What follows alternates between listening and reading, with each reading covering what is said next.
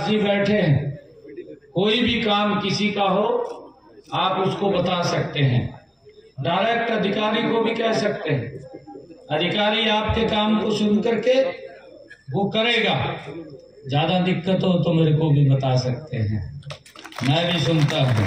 बुजुर्ग हैं, 70 साल के ऊपर के बुजुर्ग को कोई भी है और वो कहीं पर भी देश में रहता है, अगर उसको कोई दिक्कत बीमारी आ जाती है, चाहे हमारी 70 साल से ऊपर की माता है, चाहे बुजुर्ग है, कोई भी है, अगर उसको कोई दिक्कत या बीमारी आ जाती है तो उसके इलाज की चिंता परिवार को नहीं, उसके इलाज की चिंता नरेंद्र मोदी और हरियाणा सरकार को है। उसको कोई पैसा नहीं लगेगा, उसका 5 लाख रुपए का अलग से आयुष्मान कार्ड देने का काम ये हमारी सरकार कर रही है। उसके लिए रजिस्ट्रेशन कर सकते हैं, रजिस्ट्रेशन करके उसका आयुष्मान कार्ड ले सकते हैं। कोई भी बुजुर्ग है उसको कोई दिक्कत परेशानी नहीं आने देंगे।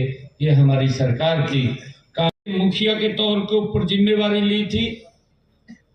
मैंने देखा ये हुड्डा साहब तो बोलते रहते थे ना, कांग्रेस के लोग 100 गज के प्लाट की, ना किसी को कागज दिया ना कब्जा दिया, लोग चक्कर काटते रहते थे। मैंने तुरंत अधिकारियों को कहा कि आप, मैं कार्यक्रम के अंदर आऊंगा और जो लोग ऐसे हैं जिनके पास अभी तक कागज कब्जा नहीं है वो देने का काम हमारी सरकार ने किया है। हमने ये बड़ी प्लानिंग बनाई है। आने वाले समय के अंदर अभी डेट देने वाला हूं, अधिकारी हमारे तैयारी कर रहे हैं। 100 गज के प्लाट देने का काम हमारी सरकार करेगी।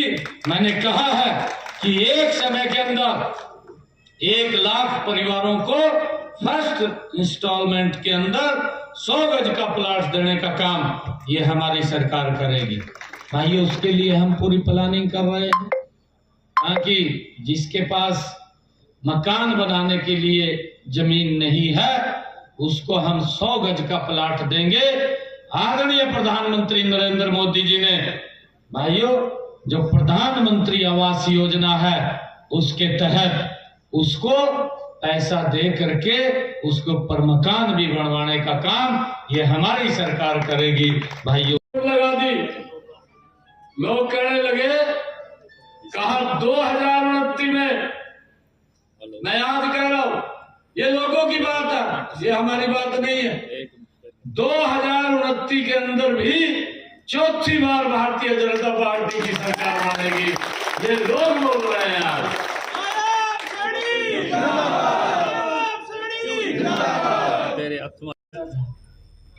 12-1 बजता था, चैनल वाले आते थे, चैनल वाले बोलते थे, क्योंकि मीडिया दिल्ली से आता था, चंडीगढ़ से मीडिया आता था, वो कहा आपसे बात कर दिया। मैं कहा जी रात के 1 बजे के बाद बात करूंगा।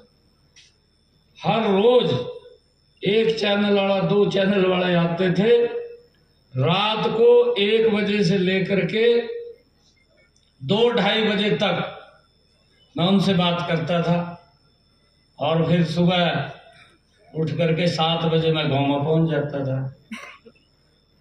जब मैं गांव के अंदर जाना शुरू हुआ, मैं धन्यवाद करता हूं लाडवा के लोगों का, तो उन्होंने कहा आपके रहने यहाँ आने की जरूरत नहीं है, यहाँ तो हम अपने आप देख लेंगे, आपका प्रदेश देखो।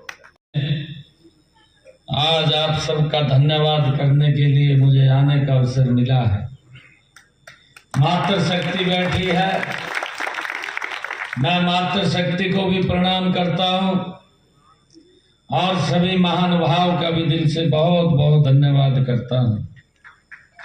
आप लोगों ने, क्योंकि मैं तो एक दिन आया था यहां से, आप लोगों के बीच में आप लोगों ने भरपूर आशीर्वाद दिया और उसका परिणाम ये निकला कि हरियाणा में भारतीय जनता पार्टी की तीसरी बार नॉन स्टॉप सरकार बनी। वो रखी है इन 12 मांगों को जिस भी विभाग की है उसको भेज करके पूरा करवाने का काम करेंगे। आप सबको मैं बहुत बहुत बधाई देता हूं, शुभकामनाएं देता हूं। और मैं 20 लाख रुपया गांव के विकास के लिए देता हूं और जितना पैसे की आवश्यकता यहाँ पड़ेगी उस पैसे को भी यहाँ देने का काम करेंगे। कोई दिक्कत समस्या नहीं रहने देंगे, उस समस्या का समाधान करेंगे। आप सब इतनी सत्ता के अंदर आएंगे 8 तारीख के बाद डायलिसिस फ्री हो जाएगा और 8 तारीख के बाद हरियाणा प्रदेश के सरकारी हॉस्पिटल के अंदर अगर कोई किडनी का पेशेंट होता है उसको डायलिसिस कराना पड़ता है। पहले तो उसका 20-25 हजार महीने का डायलिसिस के ऊपर खर्च होता था, परंतु अब हमने निर्णय कर दिया कि हरियाणा के सरकारी हॉस्पिटल में किसी का भी डायलिसिस का कोई पैसा नहीं लगेगा। इन्होंने झूठ बोल करके सत्ता तो हथिया ली, लोगों के जो वादे किए थे उनके ऊपर पूरे नहीं उतरे। हमने ये भी कहा था कि हमने योजना बनाई थी कि 500 रुपए का गैस का सिलेंडर देंगे। जिनकी इनकम 1,80,000 रुपए है, 500 रुपया गैस का सिलेंडर देने का काम ये हरियाणा की सरकार कर रही है। हिमाचल की सरकार आज तक भी नहीं कर रही जहां कांग्रेस की है। कर्नाटक की सरकार नहीं कर रही है।